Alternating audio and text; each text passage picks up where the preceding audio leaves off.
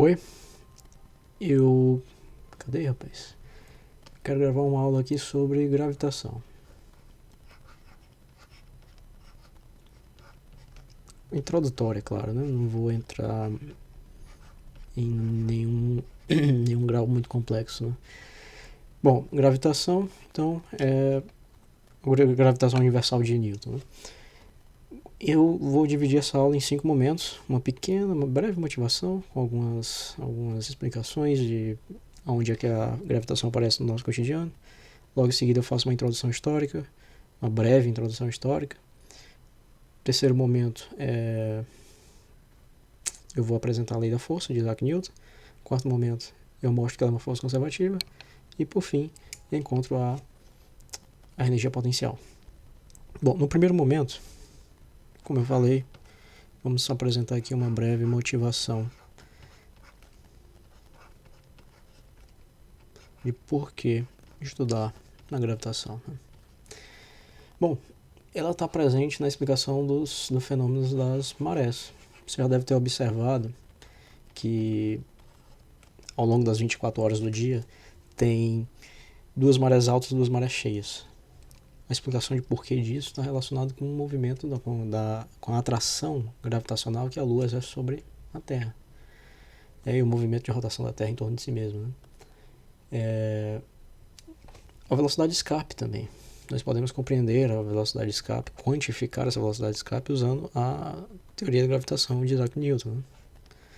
Vou botar aqui velocidade de escape.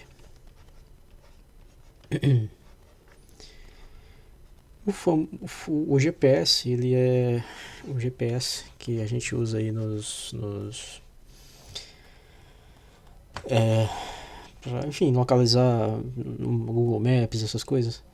Ela está mais relacionada à relatividade geral, então eu não vou mencionar nesse vídeo em particular, né? E, por exemplo, na observação, na previsão, né? Por que eu digo previsão de eventos?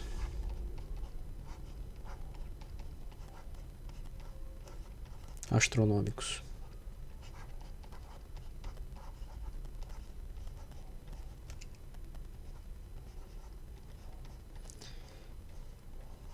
Por que eu não uso predição e estou usando aqui uma previsão? Porque, veja, embora a mecânica clássica, ela, em algumas situações, ela seja determinística, né? Aliás, ela é determinística. Até quando a gente fala do caos, né? Por exemplo, pêndulo duplo. Pêndulo duplo é um sistema clássico, regido pela mecânica clássica, mas é caótico. Mas até assim, nós dizemos que esse caos é um caos determinístico, porque ele é fruto da minha incapacidade de controlar perfeitamente as condições iniciais. Se eu tivesse condição de controlar perfeitamente as condições iniciais, não seria caótico, porque eu conseguiria, a priori, supondo que eu sou capaz de resolver exatamente as equações diferenciais, eu conseguiria prever todo o passado e todo o futuro do pêndulo. Eu não consigo, porque esse sistema é tão ultra sensível às condições iniciais que qualquer errinho na hora de calibrar as condições iniciais, ele produz resultados muito distintos ao longo do tempo, né? Mas ainda assim, dentro do regime da mecânica clássica, até o caos a gente diz que é determinístico nesse sentido, né? Então, por isso que eu digo previsão, porque é um problema em aberto até hoje, o problema dos 3 corpos, né? Nós não conseguimos resolver de forma exata encontrar a órbita de 3 corpos atraindo mutuamente uns aos outros, né? O que a gente pode fazer é apelar para o cálculo numérico. E aí, dependendo da capacidade de programação que a gente tem à disposição, a gente pode chegar a uma previsão razoável das órbitas envolvidas, né? Bom, essa é uma pequena motivação. Agora vamos fazer um apanhado histórico. Uma história da gravitação, né? Bom,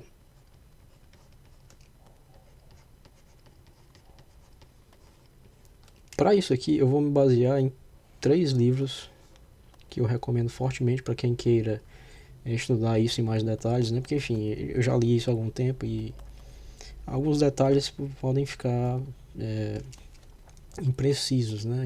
À medida que, enfim, o tempo passa, né? Mas eu recomendo fortemente que, se for uma área que lhe interessa, você leia Por que as Coisas Caem, porque de perguntas separado, né? Por que as coisas... Eu sou físico, não sou... Mas, enfim, isso aí é uma coisa que todo mundo tem que saber mesmo, né? Não tem desculpa pra não entender de gramática, não. Se eu errei, eu corrijo depois. Por que as Coisas Caem é um livro excelente, fala sobre a história da gravidade, né? A evolução das ideias da física.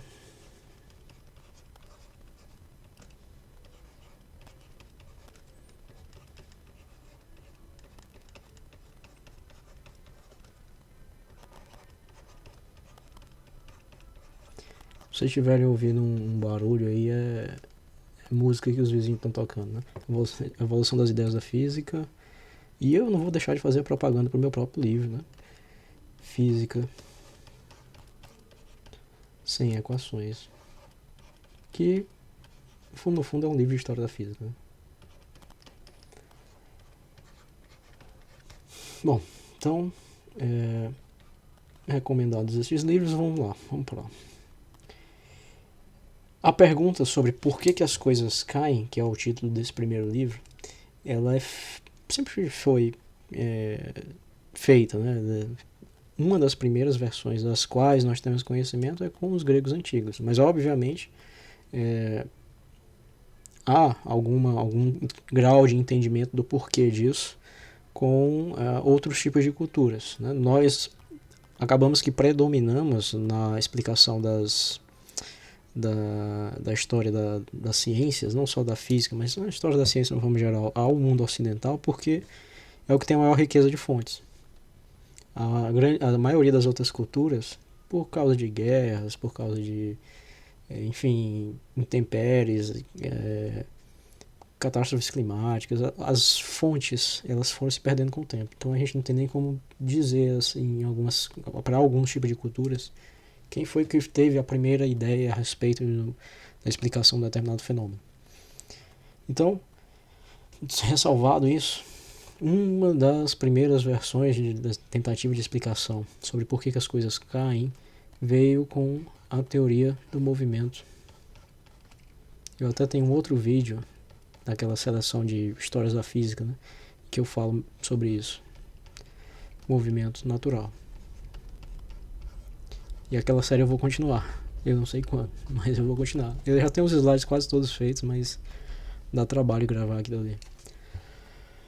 Bom, a teoria do movimento natural, ela dizia que os corpos, todos os corpos, eles buscam sua posição natural dentro de uma lista de 4 elementos, conhecidos como terra,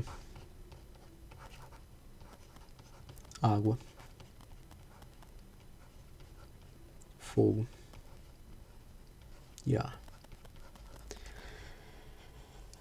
Bom, então toda matéria ela seria constituída por um ou mais desses 4 elementos. Então, por exemplo, suponha que nós temos uma pedra que ela é formada 100% de terra. Quando eu jogo essa pedra sobre um lago, a pedra afunda, porque a posição natural da pedra é seguir essa ordem aqui, né? De baixo para cima. A posição natural da pedra é a terra. Então ela vai procurar o fundo do lago, né? Para ficar o mais próximo da terra possível. Já por outro lado, se eu mergulho no fundo do lago e eu assopro, as bolhas que vão sair, as bolhas de ar que vão sair da minha boca, elas tendem a subir para passar aqui a região onde elas estão, que é dentro do lago, e atingir a sua posição natural, que é o ar, né? Nessa ordem aqui, no caso das bolhas de ar, no caso da pedra seria da água para a terra, né? Bom, essa era uma explicação, por que as coisas caem ou sobem de forma natural, como diz a teoria, o nome da teoria, né? Tá.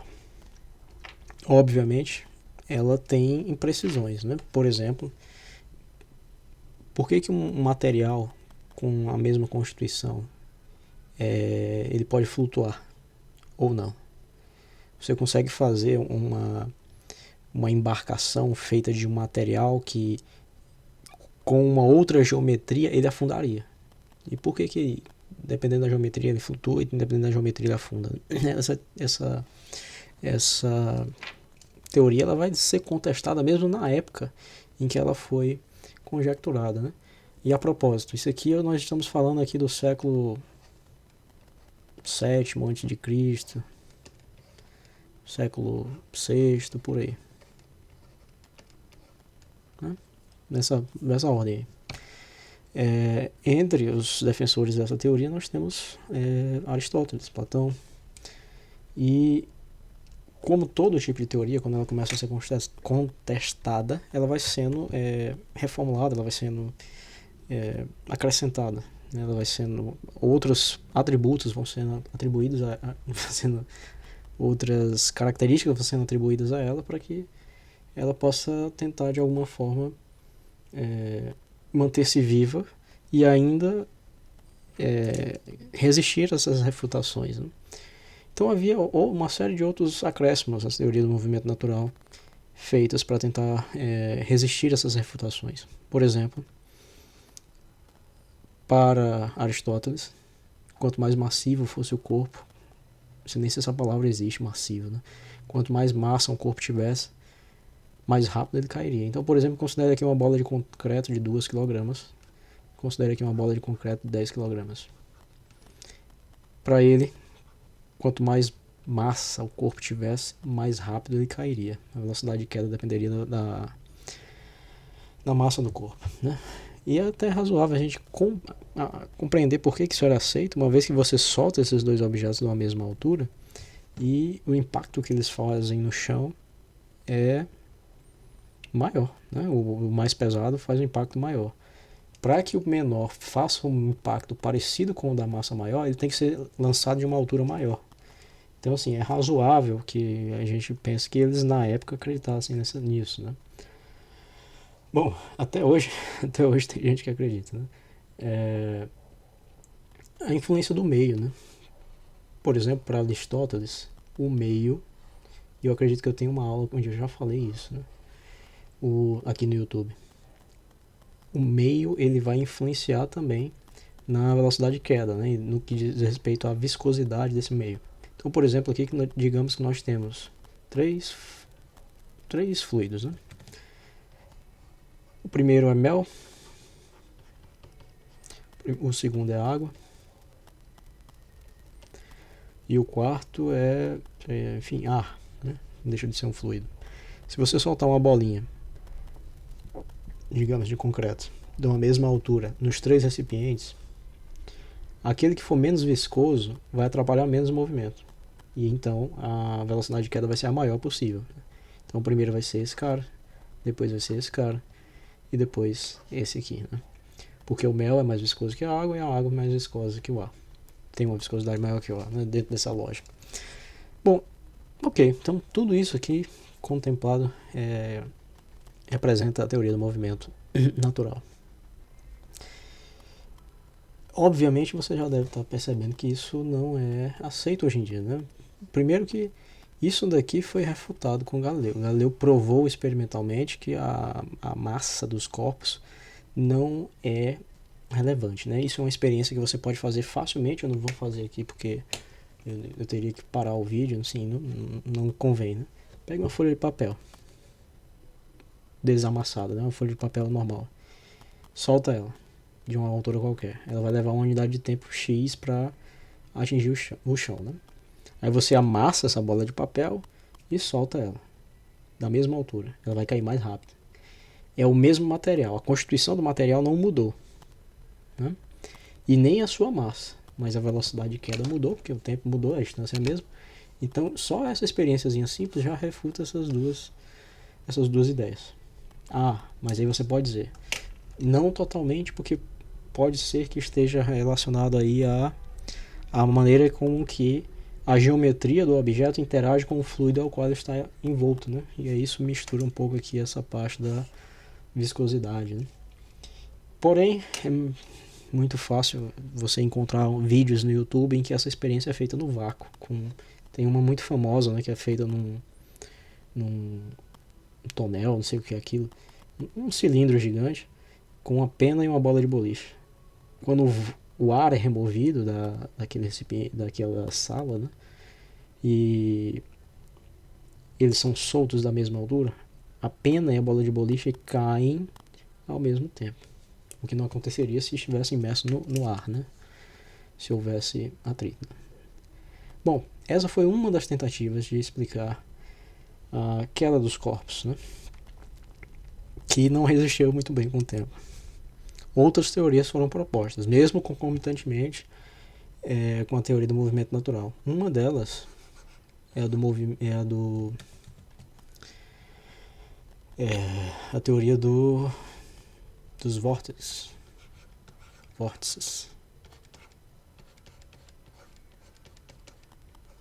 Teoria dos vórtices.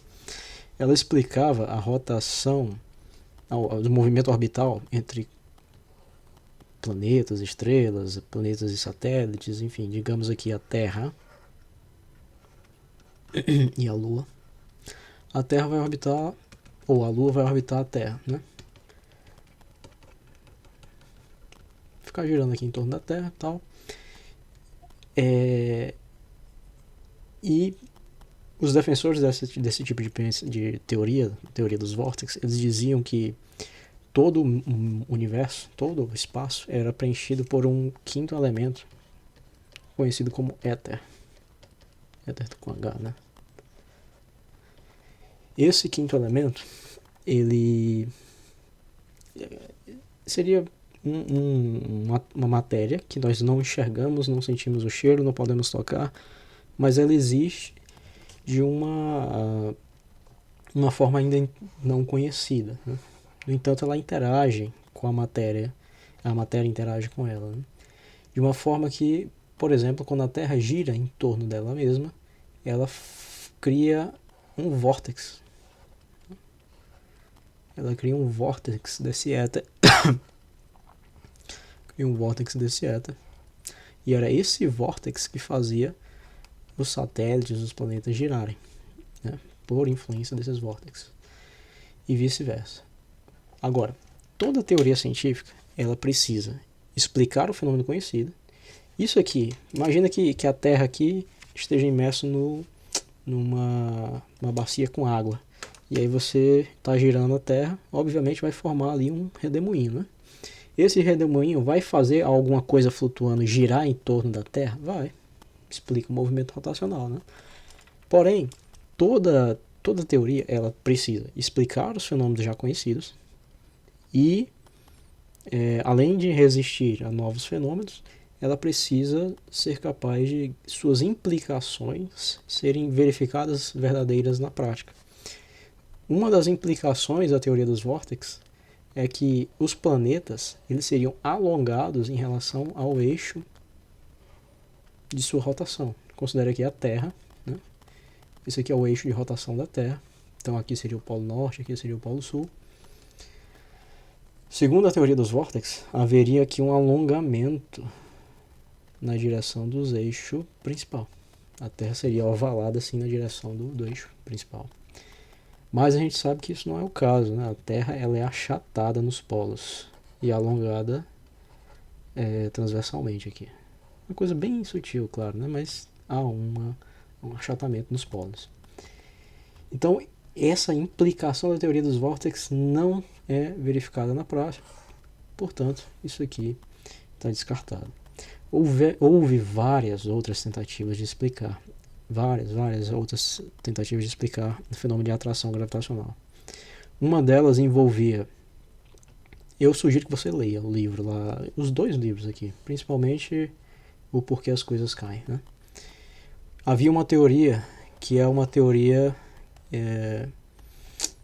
eu não vou lembrar o nome agora, mas é basicamente a teoria do, entre aspas, que eu estou inventando isso agora, a do sucrilho, né? Imagine o seguinte, não sei se você já botou um sucrilho no copo, numa xícara com leite, se aquelas duas coisinhas de sucrilho, né, sucrilho eu acho que é o nome de uma marca, né? Se aqueles dois cereais que estão flutuando em cima do leite, você deixar eles bem próximos um do outro, fixos, eles vão lentamente se aproximando e se grudam, né? Como é que isso funciona? Nessa teoria, essa atração entre os corpos aconteceria de uma forma semelhante à do sucrilho, né? Imagine aqui esses pontos representando as moléculas de água. Imersas ao redor desses dois corpos massivos. Como é que isso acontece, então? À medida que eles vão... Se eles estão muito distantes, não vai acontecer praticamente nada. Mas, quando eles estão relativamente próximos um do outro, olha só o que acontece, né? A distribuição das moléculas de água, ou do éter, ou enfim, o que quer que seja, se nós estamos olhando para planetas e satélites, enfim, isso aqui seria esses pontinhos, em vez das moléculas de água, seria esse tal éter, que a gente não sabe o que é, né? Então, vamos pensar primeiro na questão do sucrilho, né? Imagine que cada ponto desse é uma molécula de água. Ela tem um certo grau de agitação aqui, qualquer, que eu vou representar aqui pelos esses parênteses ao redor desses pontinhos. Né? Cada uma delas vibra de uma determinada forma por causa da excitação térmica que elas têm. Acontece que quando elas estão, os dois planetas envolvidos, né, os dois cereais imersos nesse fluido, estão suficientemente próximos, vai haver mais moléculas de água chocando eles externamente na direção do contato do que aqueles que estão entre eles se chocando para separá-los, né? Então há mais colisões aqui na região externa do que na região interna. E, portanto, quando cada molécula de água colide com esses cereais vão receber momento e, em média, vão juntar-se, né? É como se eles estivessem realmente sendo atraídos um pelo outro. É muito, muito simples fazer essa experiência com cereais, né? Porém, como eu falei, essa teoria aqui também não satisfaz não é uma candidata razoável à teoria da gravitação, porque se esses planetas estiverem suficientemente distantes um do outro, esse fenômeno que faz sentido nessa situação aqui de relativa proximidade, aqui não faz sentido nenhum, porque a quantidade de partículas de éter que colidem contra o planeta em todas as direções é praticamente a mesma. Então eles não se atrairiam. E a gente sabe que a atração gravitacional ela acontece independentemente da distância. Obviamente ela vai ficando mais fraca quanto mais distante você está, mas ela acontece independentemente da distância. Então isso aqui também não é candidato a uma explicação razoável da teoria da atração gravitacional. Bom, eu só me lembro dessas três no momento, mas certamente tem outras. Tem uma bem bizarra que era... E eu ouvi falar sobre ela, mas sinceramente eu não acho que faça nenhum menor sentido, né? Digamos que aqui tem dois planetas qualquer, sei lá, Terra e Marte. Não, vamos dar nome aqui. Planeta João, planeta Maria. Bom, a teoria da gravitação, que nós conhecemos, ela diz que João vai atrair Maria, Maria vai atrair João, né? Eles vão juntar-se, né? Vão atrair-se mutuamente. Tá. Como isso acontece é que nós estamos tentando entender. Há uma teoria que ela funcionaria mais ou menos assim. É um pouco bizarro, mas vamos lá. Imagine que João está sobre patins. Não sei se vocês estão ouvindo esse barulho, mas é um trenzinho da alegria que passa aqui perto de casa. Sou louco pra ir, mas nunca encontro alguém que me leve, né? Aqui tá o João, aqui tá a Maria. Os dois estão com patins num ringue de patinação no gelo, vamos supor que o atrito possa ser considerado zero. O que acontece? Se João tivesse uma bola de boliche na mão dele e jogasse para Maria, o que aconteceria? João, ao lançar a bola de boliche, se ele dá um momento para frente para a bola de boliche, pela terceira lei de Newton, ele vai ter um momento para trás, né? Porque ele exerceu uma força sobre a bola exerceu uma força sobre ele. Então ele vai recuar em relação a Maria, e Maria, quando receber a bola, ela vai se afastar, né? Então há uma repulsão na hora que eles trocam partículas entre si, né? Essa teoria, ela fazia uma coisa mais ou menos assim. João vai jogar uma partícula que Maria não consegue captar no primeiro momento. É como se fosse um bumerangue. E aí no segundo momento ela pega, né? Então João de fato vai se afastar quando ele lança esse bumerangue, mas Maria, quando recebe, ela vai se aproximar. Para isso fazer algum sentido, o momento que Maria recebe tem que ser maior do que o que João ganhou se afastando ao lançar o bumerangue, né? Essa teoria é a mais bizarra que eu vi até agora, mas existe ela também, e obviamente não preciso nem explicar porque isso não faz sentido nenhum, né? Primeiro teria que, se essas partículas, esse éter bumerangue existisse, nós teríamos que ter alguma forma de provar sua existência, né? Bom, esquecendo um pouco essas maluquices, a gente vai avançar um pouco mais na compreensão da gravitação com um cidadão chamado Galileu Galilei.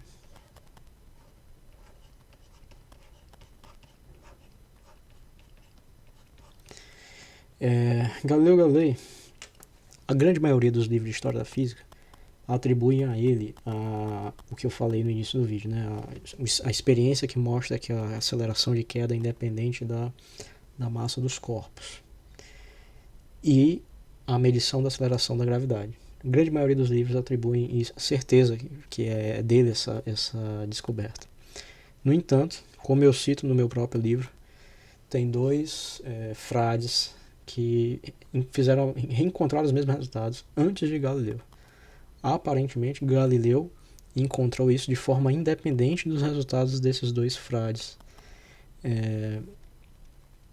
católicos. Eu não lembro, realmente não lembro o nome deles agora, mas obviamente Galileu deu uma notoriedade maior a essas descobertas do que esses dois frades, né? No meu livro o nome deles está bem citado, né? Bom, um outro grande avanço foi dado com um cidadão chamado Tycho Brahe. Eu acho que se escreve assim. Brahe, ele foi um astrônomo e dinamarquês. Ele tinha grande influência com o rei da Dinamarca. O rei da Dinamarca deu a ele uma ilha inteira só para ele realizar as experiências dele, né? Porque, enfim, né, as experiências astronômicas é necessário um ambiente isolado e tal, enfim. Ele tinha todas as condições, recebeu não só a ilha, mas verba para fazer suas medições e seus experimentos, porque naquela época esse tal rei da Dinamarca acreditava que isso ia impulsionar o desenvolvimento científico do país, poderia impulsionar, né, a Dinamarca no mundo, né? Enfim, eu não estou muito interessado nas razões do porquê que o rei financiou tanto as pesquisas de Tycho Brahe. O que importa pra gente é o seguinte: com isso, ele conseguiu dar um grau de precisão nas medições astronômicas que nunca antes havia sido atingido. E isso muito antes, né, da invenção do telescópio, né? Ele fez a catalogação de centenas de estrelas, né? Ele criou, abre aspas, um mapa astral de umas centenas de estrelas, as suas posições, o movimento dos planetas, enfim, fez uma série de medições astronômicas, né? Ele teve como discípulo nada mais, nada menos que Johannes. Aí eu certamente não vou escrever o nome dele correto, mas eu acho que é uma coisa assim. Kepler,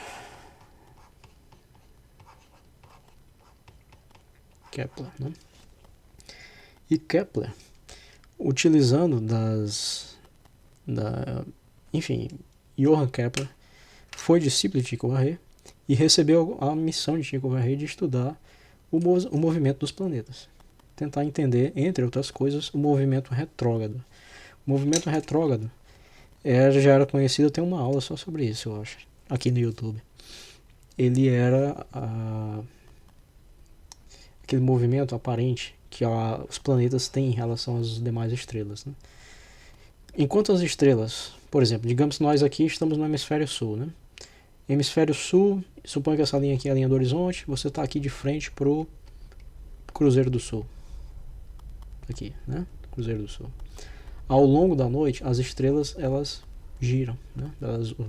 As estrelas observáveis, elas vão estar movendo-se no sentido horário. Para quem está de frente pro Cruzeiro do Sul, aqui no hemisfério do sul, né? Tá. Acontece que, enquanto todas elas fazem esse movimento no sentido horário, havia um pequeno conjunto de estrelas que fazia isso a maior parte do tempo, só que em uma determinada época do ano elas meio que dão uma marcha ré aqui, vão no sentido anti-horário para depois voltar para o sentido horário. Então, esse trecho aqui, onde há essa, abre aspas, marcha ré, foi conhecido como movimento retrógrado, né? Hoje a gente sabe que isso é uma ilusão causada por um erro de percepção.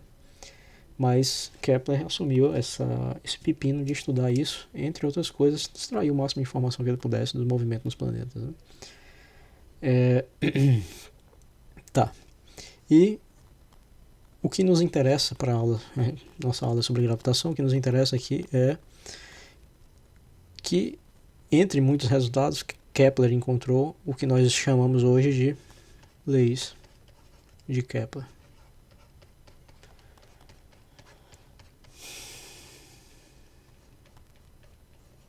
Quais são elas? Primeiro, as leis de Kepler são relativas à órbita dos planetas, né? Todas as órbitas são elípticas.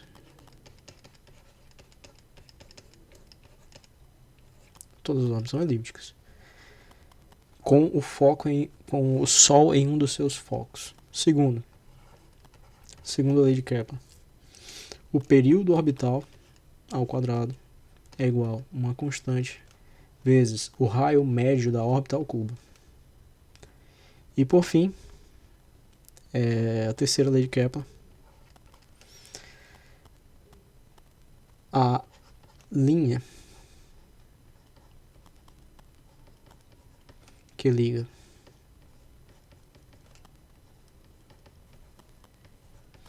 o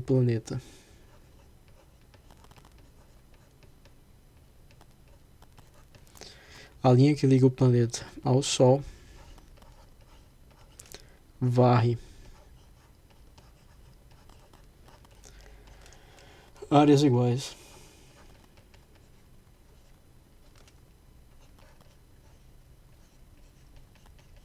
em tempos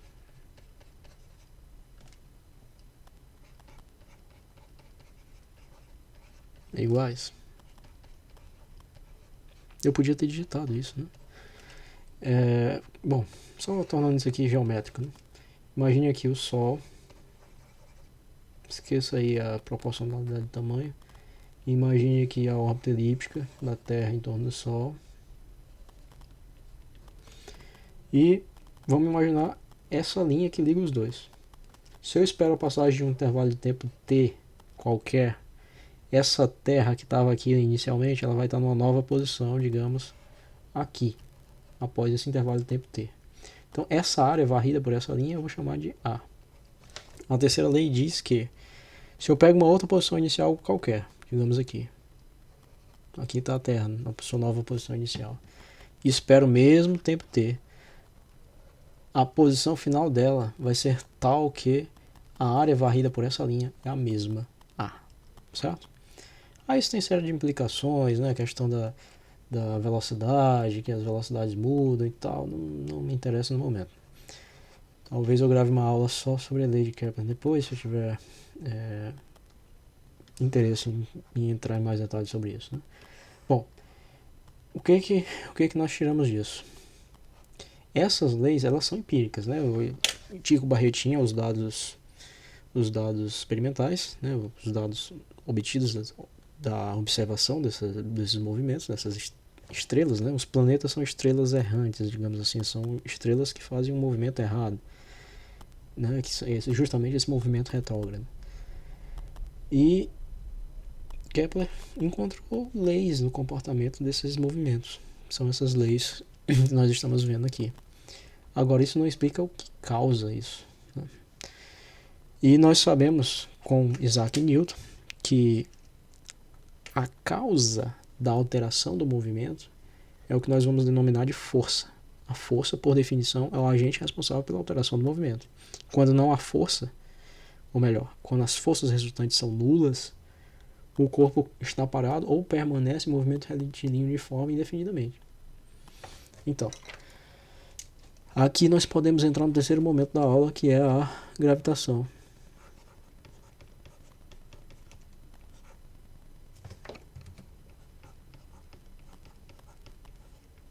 Newtoniana, né? Ou gravitação universal.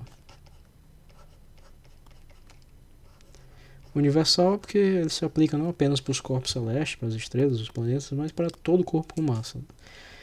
Bom, então eu vou aplicar aqui um raciocínio que obviamente não é exatamente o que Isaac Newton fez. Opa, não é isso aqui não. Mas é o suficiente para não deixar que o vídeo fique longo demais. Se você for ver a excentricidade, pode botar aí na Wikipedia, né? A excentricidade das órbitas dos planetas. O que é excentricidade? É o grau desse achatamento das elipses, né? Então, esse aqui vai ter uma excentricidade que eu vou chamar de E1.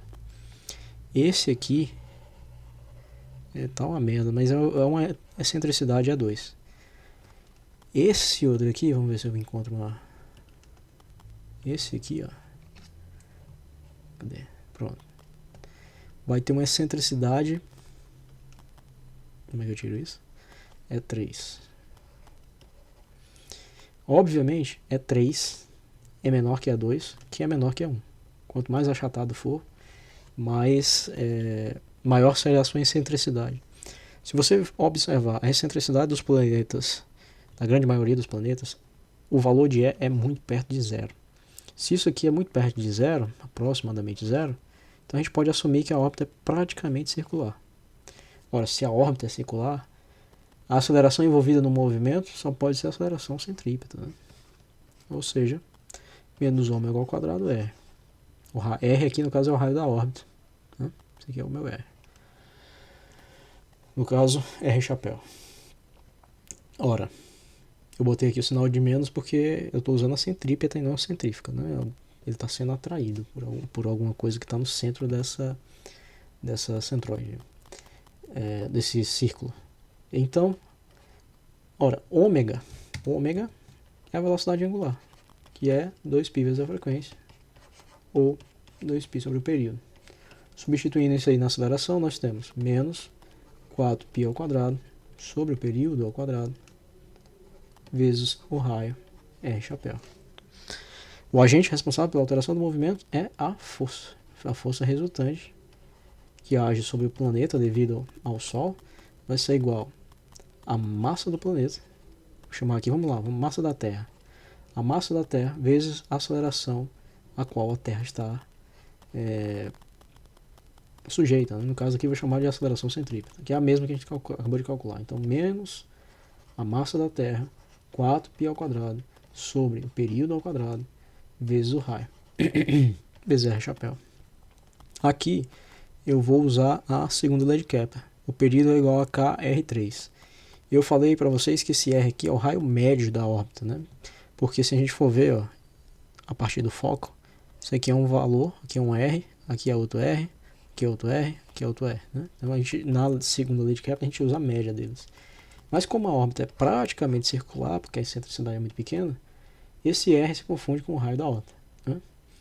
O raio médio é igual ao raio da órbita. Então eu posso substituir aqui a força resultante, que eu vou dizer aqui que é igual à força gravitacional, idêntica à força gravitacional, que vai ser igual a menos a massa da Terra, 4π ao quadrado, sobre a constante R3 vezes R.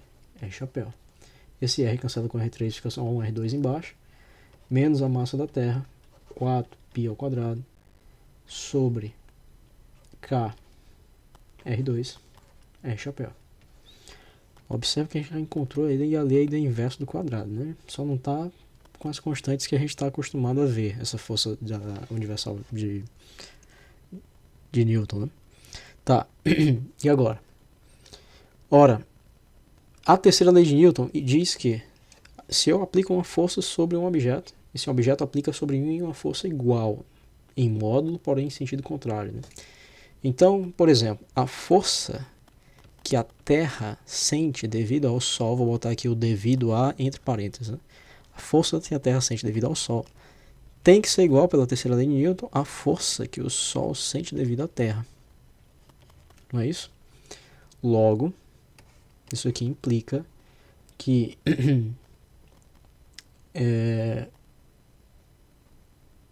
aliás, antes disso, né? Vamos lá. Suponha que essa força aqui gravitacional, né, é a força que a Terra sente devido ao Sol. A força que a Terra sente devido ao Sol, como está aqui dito, ó, depende da massa da Terra. Logo, por raciocínio semelhante, a força que o Sol sente devido à Terra vai depender da massa do Sol. Então aqui eu vou botar um sinal de menos. Esse menos com aquele menos de lá vai ficar positivo. Massa do Sol, 4π ao quadrado. 4π ao quadrado sobre uma constante R2, R chapéu. Ok? Ora só.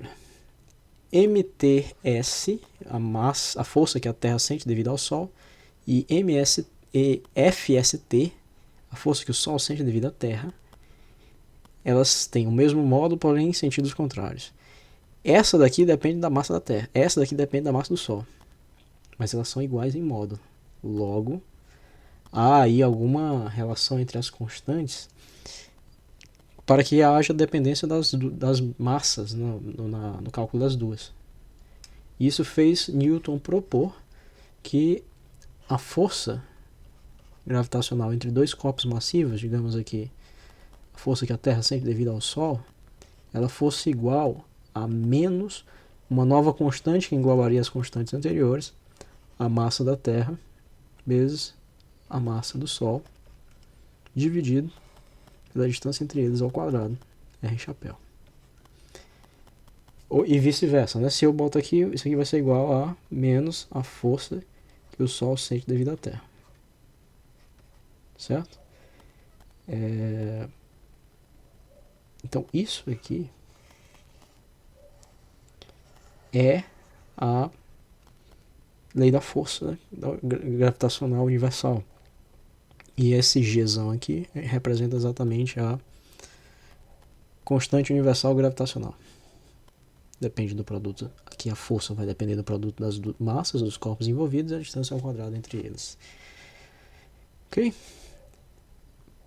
A consagração desse resultado, Newton encontrou a lei da força, né? Como a força entre corpos massivos,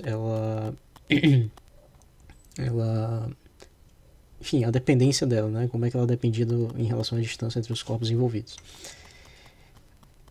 Alguns anos depois da morte de Isaac Newton, à medida que os telescópios, os aparelhos astronômicos iam se tornando mais precisos, né? Ter medições mais refinadas e tal, percebeu-se que havia uma imperfeição, né, nos cálculos, usando as teorias de Newton, usando a teoria da gravitacional universal, usando a lei que nós acabamos de encontrar.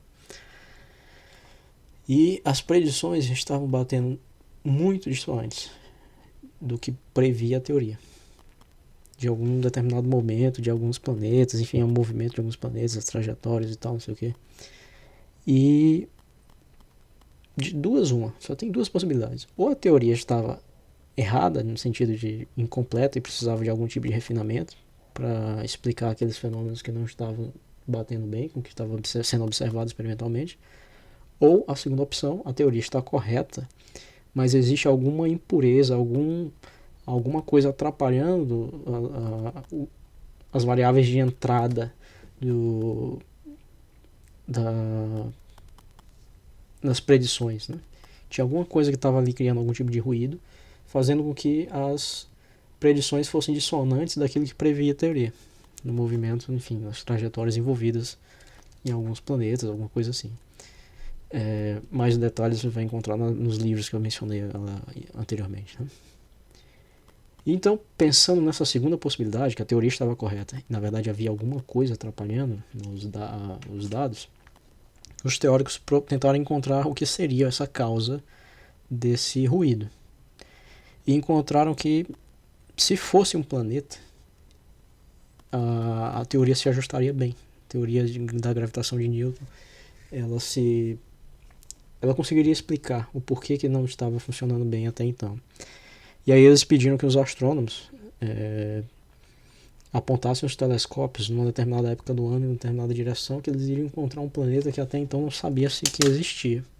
E de fato isso foi feito. E foi assim que nós encontramos o planeta Netuno. Isso aqui consagrou de uma vez por toda a teoria da gravitação de Newton. Ela foi capaz de prever, ela resistiu a isso, resistiu a essa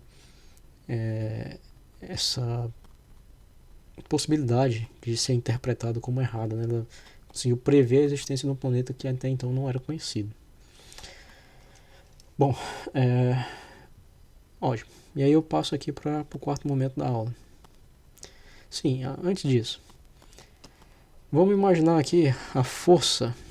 Aqui o planeta Terra, e aqui tem um objeto qualquer próximo à superfície da Terra. Sei lá, um coco num coqueiro, né? Qual é a força que o coco sente devido à Terra? Veja, a distância, essa distância aqui, ó, do coqueiro, do alto do coqueiro, até a superfície, mesmo que a gente considere aqui, sei lá, 3 metros, isso aqui é nada comparado ao raio da Terra. O raio da Terra é da ordem aí dos 6.400 quilômetros, né? 3 metros perto disso aqui não é nada. Então, eu posso dizer que a força que o coco sente devido à Terra vai ser igual a menos a constante universal gravitacional, a massa do coco, vezes a massa da Terra, dividido pelo raio da Terra. Esses 3 metros a mais não vai fazer diferença quase nenhuma no cálculo aqui, né? Ao quadrado vezes R chapéu.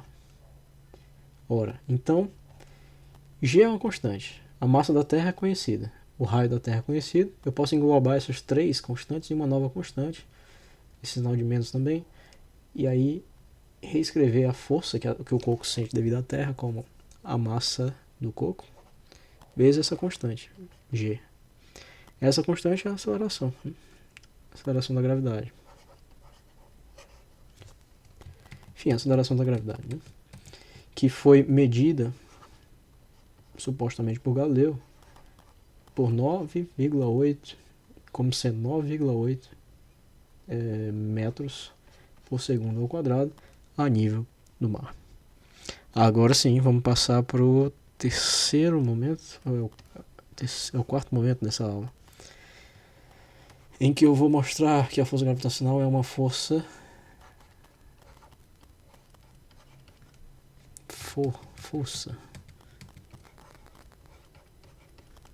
conservativa.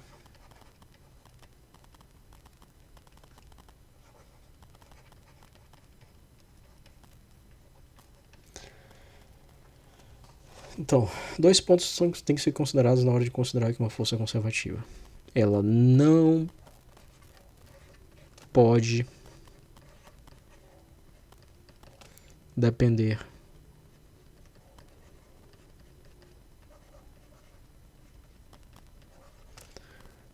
do tempo, vou botar aqui só o T minúsculo, da velocidade. Ela não pode depender do tempo nem da velocidade. Ela só poderá depender, em termos de coordenadas espaciais, do R, né? Do própria distância em relação ao ponto de referência. A segunda condição é que o rotacional dessa força, tem que ser igual a zero.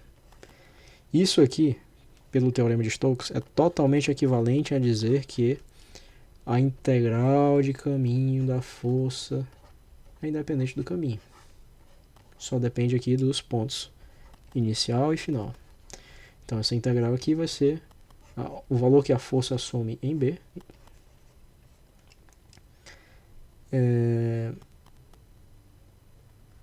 menos o valor que a força assume em A.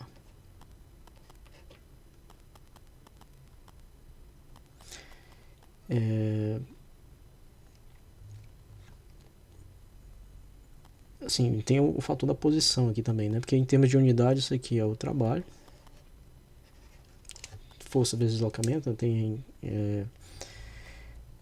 unidade de energia, né? O Joule, no caso. Isso aqui também tem que ter unidade de energia. Então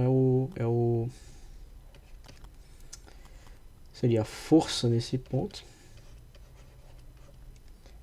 vezes o valor desse ponto, digamos, B. Isso aqui é um ponto, né? O B vetor é um... Vamos botar aqui como se fosse um produto interno, né? Menos F em A. A precisa ser força vezes deslocamento, né? Newton vezes metro. Então isso aqui também é de trabalho, enfim, deslocamento vezes o deslocamento vezes a força que foi aplicada para levar esse corpo desse ponto a outro, né? Então, bom, essas são as duas condições para que uma força seja conservativa. As duas têm que ser atendidas simultaneamente, né? Essa daqui é mais fácil, né? Por exemplo, isso aqui é demonstrável, isso aqui é facilmente demonstrável, mas isso aqui é mais fácil porque a gente consegue enxergar isso até geometricamente. Ora, está aqui o planeta Terra, esse ponto aqui é a Terra. Como é que é então o campo gravitacional em torno da Terra? Está aqui, descrito aqui por essa equação, né? Um monte de constante, R chapéu dividido por R ao quadrado. Então, como é que vai ficar? Vai ser linhas apontando aqui na direção da Terra. Quanto mais distante, mais fraquinhas serão essas linhas.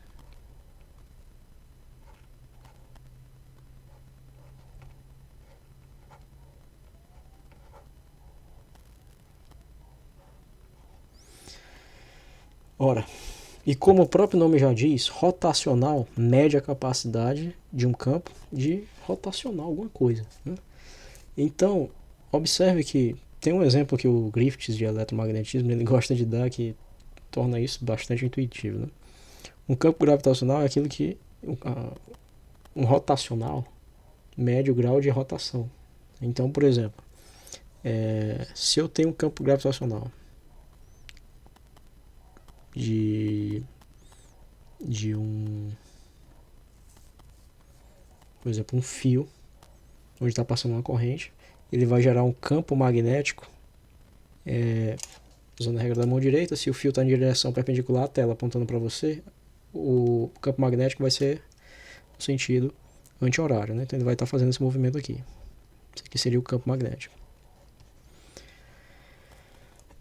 Isso aqui seria o fio apontado na nossa direção, né? Com a corrente apontando na nossa direção. O campo magnético desse fio ele vai ser representado por essas linhas aqui circulares em torno dele. Esse campo, obviamente, tem um rotacional diferente de zero, porque tem algo rotacionando. Se eu boto, entre aspas, o exemplo que o Griffiths dá para ilustrar o que é o rotacional é fantástico, né? Imagina que essas linhas aqui representam as correntezas de um rio. Se você bota uma boia aqui, se eu põe que essa bolinha aqui é uma boia, essa boia vai circular por causa dessa correnteza desse rio, né? A mesma coisa a gente faz aqui, ó. Essas linhas que eu estou botando aqui, elas têm característica puramente radial. Lembra lá que ela depende de R chapéu? Puramente radial. Se eu boto uma boia aqui e essas linhas representam a correnteza, é como se fosse um sumidouro, né? Como se tivesse um buraco. Você tem uma pia e tem um buraco no fundo, né? As coisas, elas vão, desprezando aí a possibilidade da existência do redemoinho, elas vão indo em direção ao centro até serem sugadas, né? Então não há rotacional.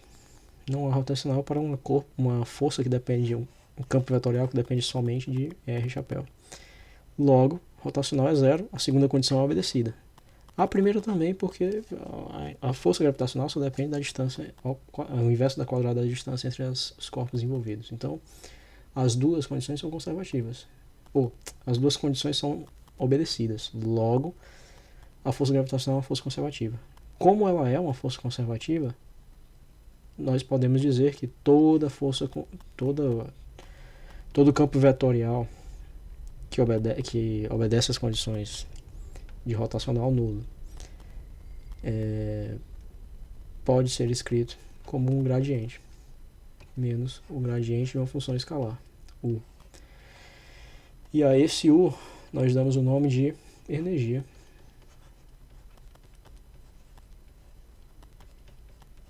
potencial.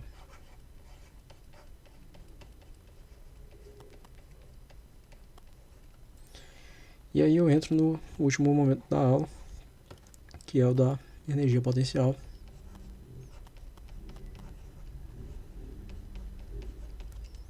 Eu nem faço ideia, mas deve estar com mais de meia hora.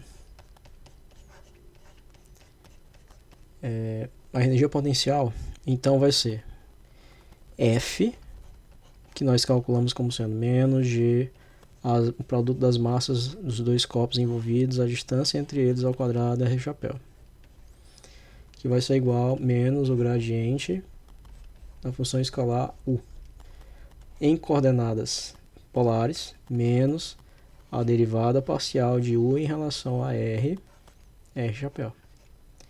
Esquecendo aqui os R chapéus, igualando esse cara aqui com esse, o que é que nós obtemos? Que a derivada parcial de U em relação a R é igual menos G, M, Mzão sobre R2. Tem um sinal de menos, né? R2. Eu posso tirar esses dois sinais de menos e integrar do lado esquerdo e do lado direito em relação a... aqui tem um erro, né? Tem que ser em relação a Rzão. Rzinho é só a direção do vetor, né? Rzão, Rzão. Logo, eu chego à conclusão, após a integração, que U vai ser igual a menos Gm, Mzão, sobre Rzinho. Ah, tem uma constante. Sim, mas como é energia ela não tem a energia potencial não tem um significado. O valor dela em si não tem significado. O que tem significado físico é a variação dessa energia, quando ela é convertida em alguma outra coisa. Então, eu posso fazer com que essa constante da integração ela seja igual a zero. Porque, enfim, eu defino zero onde eu quiser, né? Para a energia potencial. Perfeito? Então, isso aqui resume um pouco do que eu queria falar nessa aula.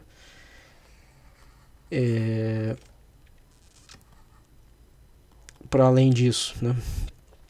Aí essa é a compreensão que nós temos da gravitação com Isaac Newton. A força entre dois corpos massivos depende da interação, depende da proporcionalidade das massas entre eles, né? O produto dessas massas, o inverso da quadrada da distância. Ela foi consagrada, entre outras coisas, né, com a descoberta do planeta Netuno. Reza a lenda que, assim, alguns livros de história da física contam que Isaac Newton chegou a essa conclusão que, embora na minha demonstração dessa aula eu usei as leis de Kepler para chegar na lei do inverso do quadrado da distância, mas aparentemente Newton fez isso sem conhecer as leis de Kepler. E quando ele encontrou a lei da força, foi perguntado para ele: essa lei da força que você encontrou, que tipo de órbitas ela prevê? E ele respondeu elípticas, sem conhecer o resultado de Kepler. Então, enfim, a teoria da gravitação de Newton ela foi um sucesso em termos de aceitação.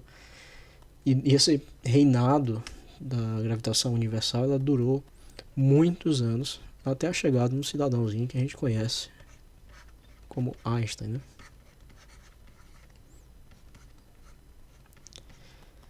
Esse cara revolucionou completamente o que nós entendíamos como gravitação. Com Einstein, na teoria da relatividade geral, a gravitação deixa de ser uma força e torna-se uma distorção do espaço na presença de corpos massivos. Mas isso é um assunto para um outro momento. Essa aula já deve estar extremamente longa. Eu vou terminar por aqui. E até a próxima. E fique com Deus.